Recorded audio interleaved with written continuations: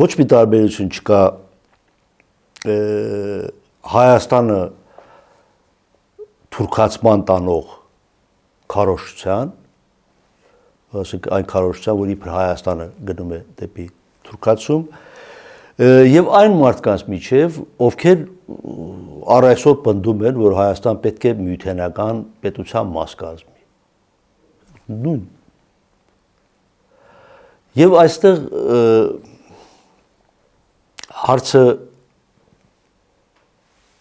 չեմ կարողանում ես կողմնորոշվել, օրինակ ասենք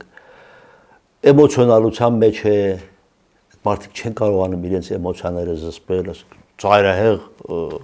հայրենասիրական զգացմունքներ ունեն, որ նույնիսկ Արարատ լեռան նայելիս արտասվում են, սրանք արդեն չեն կարող լինել քաղաքական գործիչներ, որտեղ քաղաքական գործիչ պետք է սառը պրագմատիկ դատողություն ունենա։ Իսկ քանի որ նրանք քաղաքական գործիչներ են եւ չեն արտասվում բնականաբար, այդ խոսույթը պետք է ընկալել այնպես, որ նրանք ունեն 21-րդ դարի 4-րդ տասնամյակի Հայաստանի իրենց պատկերացումը։ Եվ այդ պատկերացումը սկզբունքորեն խորթ է հայկական ինքնությանը, հայ ինքնությանը սկզբունքորեն խորթ է։